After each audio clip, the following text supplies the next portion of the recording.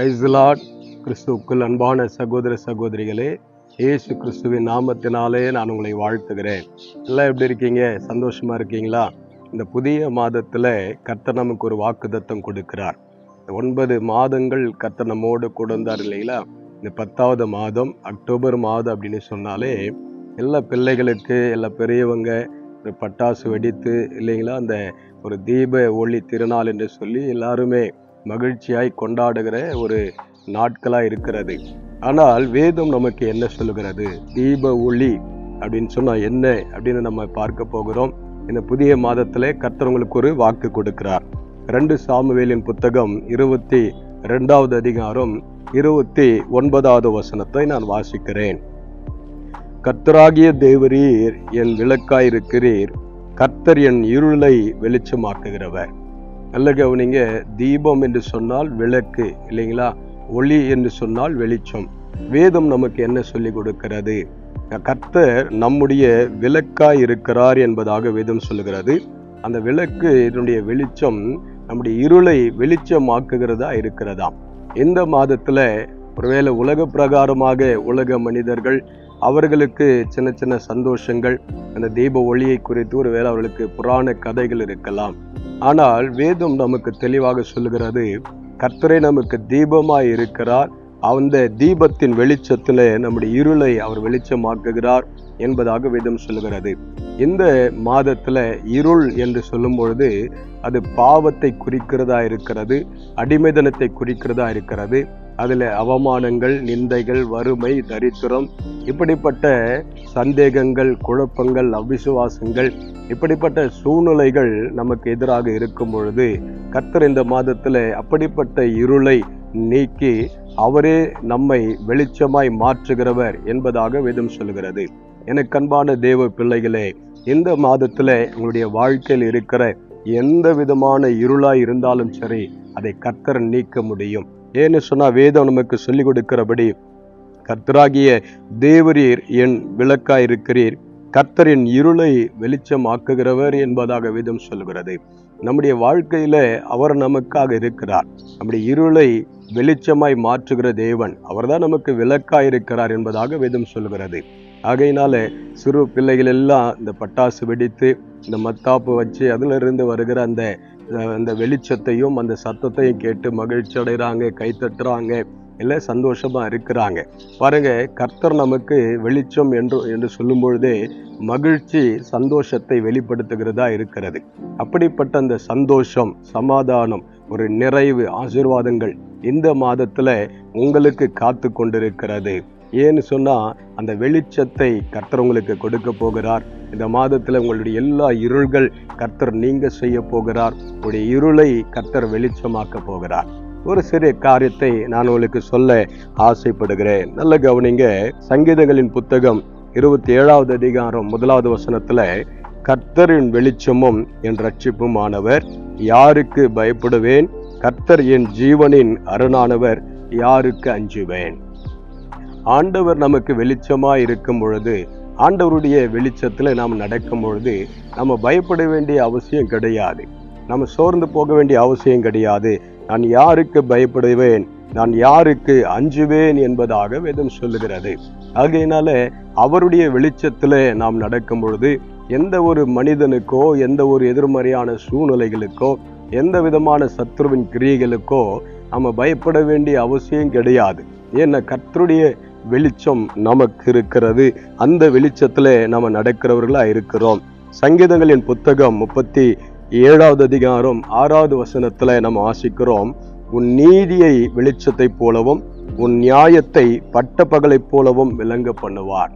அவர் நம்முடைய நீதியை, நம் ஆண்டவருக்கு முன்பதாக நீதியுள்ளவர்களாய் நடந்து கொள்ளும் பொழுது அதை வெளிச்சத்தை போல மாற்றுகிறார். வெளிச்சம் என்பது மகிழ்ச்சி, சந்தோஷம், விடுதலை குறிக்கிறதா இருக்கிறது. அப்படிப்பட்ட நாம் கர்த்தருடைய பிள்ளைகளாக, வெளிச்சத்தின் பிள்ளைகளாக நம்ம நடக்கும் பொழுது அதிலிருந்து வருகிற அந்த வெளிச்சம் அந்த நியாயத்தை போல, அந்த நியாயத்தை பட்ட பகலை போலவும் அவர் விளங்க பண்ணுகிறார் என்பதாக வேதம் சொல்கிறது. எனக்கு அன்பான தேவ பிள்ளைகளே, இந்த மாதத்துல கர்த்தர் உங்களுடைய இருளை நீக்கி உங்களுக்கு அவர் விளக்காயிருந்து உங்களுக்கு வெளிச்சத்துல உங்களை நடத்த போகிறார். அந்த வெளிச்சத்தின் நிறைவு, சந்தோஷமும் சமாதானமும் விடுதலையும் ஆசீர்வாதமாய் இருக்க போகிறது. ஆகையினால நீங்க எதை குறித்தும் பயப்படாதீங்க, எதை குறித்தும் கலங்கி நிற்காதீங்க, எந்த காரணங்களை குறித்து நீங்க சோர்ந்து போயிடாதீங்க. இருள்களை குறித்து, பாவத்தை குறித்து, மற்ற எந்த விதமான ஒரு எதிர்மறையான சூழ்நிலை குறித்து நீங்க கலங்கி நிற்காதீங்க. கர்த்தரே உங்களுக்கு வெளிச்சமா இருப்பார். உங்களுடைய துக்க நாட்கள் முடிந்து போகும்.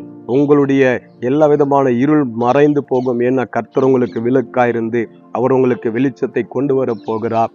இந்த மாதம் உங்களுடைய வாழ்க்கையில நன்மைகள், சந்தோஷம், மகிழ்ச்சி, சமாதானம் எல்லாவற்றிலும் கர்த்தரே உங்களுக்கு விளக்காயிருந்து வெளிச்சமாய் மாறப்போகிறார். ஆகையினால நீங்கள் சோர்ந்து போவாதீங்க. கர்த்தர் உங்களோடு கூட இருக்க போகிறார். இன்னொரு வசனத்தை கூட நாம வாசிக்க போகிறோம். சங்கீதங்களின் புத்தகம் 89வது அதிகாரம் 15வது வசனத்துல, கம்பீர சத்தத்தை அறியும் ஜனங்கள் பாக்கியமுள்ளவர்கள், கர்த்தாவே அவர்கள் உம்முடைய முகத்தின் வெளிச்சத்திலே நடப்பார்கள். பாருங்க, நம்முடைய நீதியின் வெளிச்சத்துல கர்த்தர் நம்மை நடக்க செய்கிறவர் மாத்திரமல்ல, அவருடைய வெளிச்சத்தில், அவருடைய முகத்தின் வெளிச்சத்தில் கூட நம்மை நடக்க செய்கிறவராய் இருக்கிறார். அவருடைய முகம் பிரகாசமா இருக்கும். அவருடைய முகத்தை நோக்கி பார்க்கிறவர்கள் பிரகாசம் அடைவார்கள் என்பதாக வேதம் சொல்கிறது. அப்ப இந்த மாதத்துல எங்கள் அனுதினமும் கர்த்தரை தேடுகிறவர்களாய், அனுதினமும் கர்த்தருடைய முகத்தை நாடுகிறவர்களாய் இருக்கும் பொழுது அவருடைய பிரகாசம் உங்கள் முகத்தில் ஒரு பிரகாசத்தை கொண்டு வரும். உங்களுடைய இருள்கள் மறைந்து நீங்கள் பிரகாசம் அடைவீர்கள். அநேகருக்கு ஆசீர்வாதமாக இருப்பீர்கள். உங்களுடைய முகம் மலர்ந்து பிரகாசமாக இருக்கணும் அப்படின்னு சொன்னால் உங்கள் இருதயத்தில் இருக்கிற கலக்கங்கள் வெளியேறும். உங்களுடைய எல்லா குழப்பங்கள், உங்கள் இருதயத்தில் இருக்கிற பாரங்கள் எல்லாவற்றையும் கர்த்தர் வெளியேற்றி உங்களுடைய முகத்தில் புன்னகையும் மகிழ்ச்சியும் வெளிச்சமும் உண்டாயிருக்கும். கர்த்தர் அதை செய்ய போகிறார். உங்களுக்காக ஆண்டவர் செய்து முடிப்பார். எனக்கு அன்பானவர்களே, இது கர்த்தரால மாத்திரமே ஆகும். கர்த்தரால மாத்திரமே இதை செய்யக்கூடும். ஆகையினால இப்படிப்பட்ட ஒரு நல்ல கிருபைகளை கர்த்தர் இந்த மாதத்துல உங்களுக்கு கொடுத்து அந்த அவருடைய முகத்தின் வெளிச்சத்தில் நீங்கள் நடக்கும்படியாக, பிரகாசிக்கிறவர்களாக, அவர் எப்படி பிரகாசிக்கிறவராய் இருக்கிறாரோ அதே போல நீங்களும் பிரகாசமுள்ளவர்களாய் மாறும்படியாக கர்த்தர் உங்களுக்கு வெளிச்சத்திலே நடக்க போகிறார். எத்தனை பேருக்கு இது சந்தோஷம், எத்தனை பேருக்கு இது சமாதானத்தை கொடுக்கும் இல்லையா? இதுதானே மகிழ்ச்சி நமக்கு. இப்படிப்பட்ட நல்ல தேவன் நம்மோடு கூட இருக்கிறார். எதை குறித்து கலங்கி போகாதீங்க, எதை குறித்து சோர்ந்து போயிடாதீங்க. உங்களுடைய துக்கங்கள், கவலைகள், கண்ணீர் எல்லாம் மறைந்து உங்களுடைய வாழ்க்கையில இந்த மாதத்துல ஒரு மகிழ்ச்சியையும் சந்தோஷத்தையும் விடுதலையையும் ஆசீர்வாதங்களை கர்த்தர் கொடுத்து ஆசீர்வாதத்தை உங்களுக்கு நடத்த போகிறார். ஆகையினால கம்பீரித்து மகிழ்ந்துருங்க. கர்த்தர் உங்களை ஆசீர்வதிப்பாராக. God bless you. கண்களை மூடி நாம ஜெபிக்க போகிறோம். அன்பின் நல்ல தகப்பனே, இந்த புதிய மாதத்திற்காக உமக்கு நாம் நன்றி செலுத்துகிறோம், ஸ்தோத்திரிக்கிறோம். கர்த்தர் நீர் எங்களோடு கூட இருக்கிறீர். இந்த மாதத்தில் நீர் கொடுத்த இந்த வாக்குத்தத்தத்தின்படி கர்த்தர் நீர் எங்கள் விளக்காயிருந்து ஆண்டவரே அப்பா, எங்களுடைய இருளை நீர் வெளிச்சமாக்குறவராய் இருக்கிறீர். இந்த மாதத்துல அநேகருடைய வாழ்க்கையில நீர் விளக்காயிருந்து அந்த இருள்களை மறைய செய்து உடைய பிள்ளைகளுடைய வாழ்க்கையில வெளிச்சம் என்கிற அந்த சத்தியத்திற்குள்ளே, ஆண்டவரே ஆசீர்வாதங்களுக்குள்ள, சந்தோஷத்திற்குள்ள, நிறைவுக்குள்ள உடைய பிள்ளைகள் ஒவ்வொருவரையும் நீர் நடத்துவீராக. ஆண்டவரே சந்தோஷம், சமாதானம், கிருபைகள் பெருகட்டும் நாங்கள் ஜெபிக்கிறோம். உம்முடைய பிள்ளைகளை மனதார நான் ஆசீர்வதித்து ஜெபிக்கிறேன். கர்த்தருடைய ஆசீர்வாதத்தினாலே உம்முடைய பிள்ளைகள் இந்த மாதம் முழுவதும் எல்லா நிறைவிலும் ஆவியானுடைய ஒத்தாசையோடு வாழ கர்த்தர் நீர் உதவி செய்வீராக. நீர் அப்படி செய்துவிட்ட அன்பருக்காக உமக்கு ஸ்தோத்திரம், ஸ்தோத்திரம்.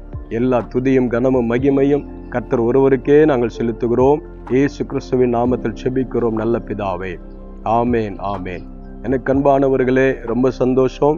இந்த புதிய மாதத்துல நீங்க பட்டாசு வெடிக்கிறீங்களோ இல்லையோ, கர்த்தருடைய வெளிச்சத்தில் நடுவுங்கள், கர்த்தருடைய ஆசீர்வாதத்தில் நடுவுங்கள். கர்த்தர் உங்கள் இருளை வெளிச்சமாக்கி உங்களை ஆசீர்வதித்து உங்களை உயர்த்துவராக. God bless you.